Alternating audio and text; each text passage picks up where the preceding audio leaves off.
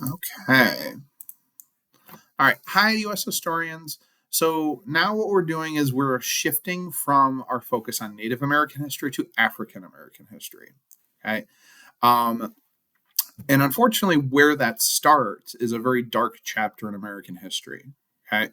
And even prior to the United States, the enslavement, capture of Africans from the African interior, okay, shipped to the west coast of Africa, and then involved in the triangular trade and the entrenchment of slavery throughout the New World, but we'll focus primarily on the United States.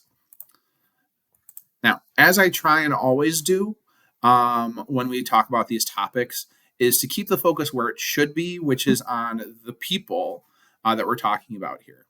Okay. And so, first off, you need to make sure that you have a clear definition of when we use the term slave, what that means. Okay. So, oftentimes when I ask students, what does that mean? They can recognize it when they see it, but they use the term like forced labor or working for no pay. Okay. However, what we're talking about is that this person is owned. And so I think this quote uh, right at the bottom here from a former enslaved person really hits at this. It says, "It's bad to belong to folks that own you soul and body. I cannot tell you about it all day, but even then you could not guess the awfulness of it." Okay. And so when we're talking about slavery, we're talking about people that are viewed as property from a legal perspective. Okay. Now, for me, I try and kind of use the term rather than slave, I use the term enslaved person because I don't want us losing sight of the fact that these are people, right? So legally, they're viewed as property, but these are living, breathing people who had experiences, who experienced love, heartbreak, had children, had families. Okay. And so that's something that we'll kind of keep our focus on. Okay. The picture on the bottom right, this is a painting from the Harlem Renaissance. Okay. Capturing kind of that moment of enslaved people being brought to the coast and seeing the site of a slave ship. Okay. So the origin of slavery in the United States. Okay. So you're going to see slavery in both the North and the South, at least originally in the United States. Okay. However, it becomes much more entrenched in the American South because of its focus on agriculture. Okay. And primarily the crops of tobacco and later on cotton, which are very labor intensive crops to pick. And so slavery is an incredibly profitable system. Okay. It is reinforced with violence. Okay. Um, these are unpaid workers. Okay. Now they are being paid in I guess, this is the argument that slave owners would make is being compensated with housing and food, but really they're now receiving no pay for their labor. Okay. So I want to show you a map that kind of hits at the system of enslavement here. I'll give it a second to load. You'll see once this pops up, it kind of loads some of the data of where they're pulling this information from. So this represents the transatlantic slave trade. Now, each dot there represents a slave ship. And you'll really start to see it pick up in the 1700s and 1800s. Okay. And eventually, I mean, there are so many of these. You can see 30,712 slave ships. Okay. That initially your tendency is just to be overwhelmed and just view this as a map with dots. Right. And I do want to stress that each of these ships is a ship packed with people. Right. That were kidnapped from the interior of Africa, brought to the coast, and forcibly sold to European slave traders. Now, the colors here represent the different countries that are participating in this. Okay, green being Portugal. Okay, red being Great Britain, blue being France, and then you can see kind of the rest here as far as our color coding. Okay, now one of the trends that you're probably noticing is where most of these dots are going. Okay, the predominant amount of slave trading is going on in the Caribbean for sugar plantations, and in Brazil and the kind of the remainder of South America for gold and silver mines. Okay. Now you're starting to kind of see more dots going to what will become the United States. Okay. Um, Now, let's see here. Okay. Now, this passage right here, this leg of kind of the journey is what's known as the Middle Passage. Okay. And we'll talk about that in more detail, like what those conditions were like. Okay. Now, as we start getting into, so 1776, the United States becomes independent, or at least declares independence. Okay. And so it really has to grapple with that, like all men created equal. Like, what does that mean? Right. Because now we have a country that's, founded on this idea of freedom, on this idea of rights, but yet we enslave a portion of the population. Okay. Now, as we start getting into the 1800s, okay, by 1808, the international slave trade is abolished in the United States. So they are no longer able to legally get enslaved people from Africa. You'll still see some that kind of sneak into the United States. Okay. Now, to be clear, that does not mean that slavery is going away by any means. Okay. Let me just fix my slides here to go full screen. Okay. Now, as I was talking about this middle passage, right? So part of why this happened, we had talked about the attempts to enslave Native Americans, okay? But as they're being decimated by disease, Africans have built up that immunity through tens of thousands of years of contact with Europeans and exchanging diseases. Now, I want to show you here. Let's see if I can do this. Highlight, spotlight. Come on. Ooh, okay. So I want you to kind of put this in your notes here. So key term you need to know is the triangular trade. Okay. So what this is a reference to, if this will let me type here. Come on.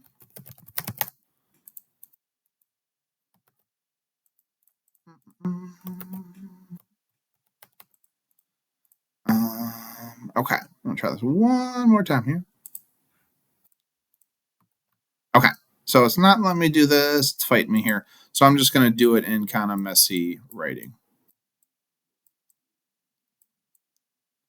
Okay, so what the triangle trade is a reference to is trade between Europe, Africa, and essentially the New World, right? So the Americas. I really wish this would just let me type, but I'm doing my best here. Okay. Now, it's estimated that about 12 million enslaved people, okay, were brought over from Africa to the New World. Okay. And what this passage is referred to, this leg of the journey, is called the Middle Passage.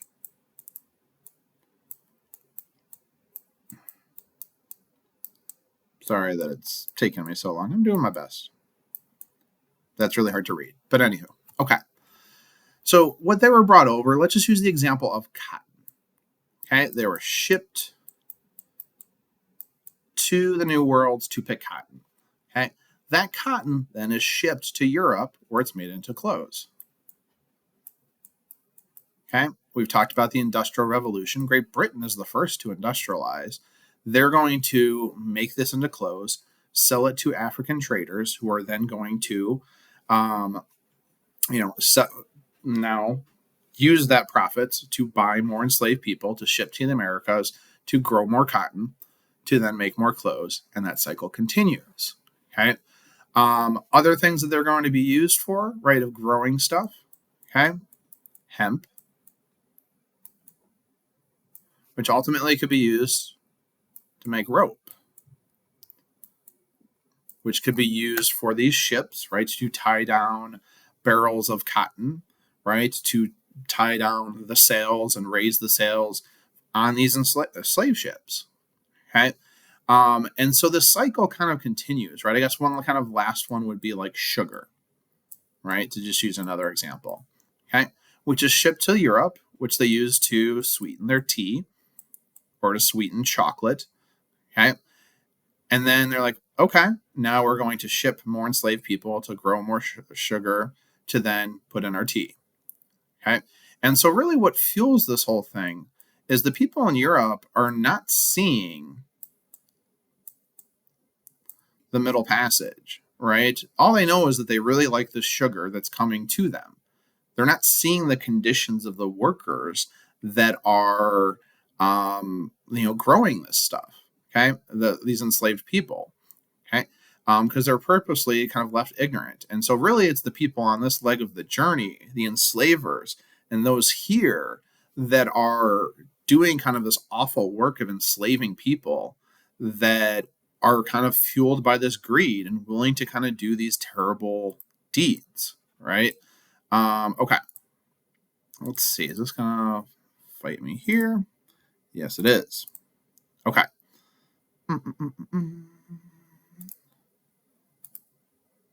Wait.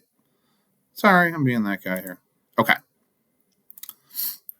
Now, it is important to note here, okay, that slavery, this whole system, what keeps it in going is constantly this threat and reinforced through violence.